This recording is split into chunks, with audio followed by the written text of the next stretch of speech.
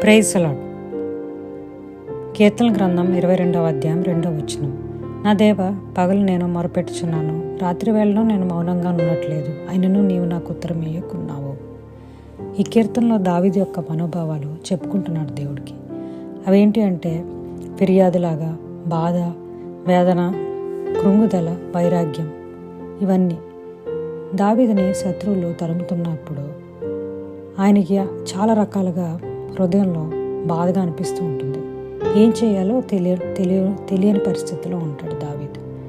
మరి దావీదు మొరపెడుతున్నాడు, కానీ దేవుడు ఏమీ సూచనలు కానీ సలహాలు కానీ దావీదుకి ఇవ్వడం లేదు.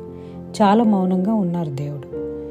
కానీ ఇలా యేసయ్య మౌనంగా ఉంటే మన కష్ట సమయంలో ఆయన మనకి ఓర్పును నేర్పిస్తున్నారు అని అర్థం.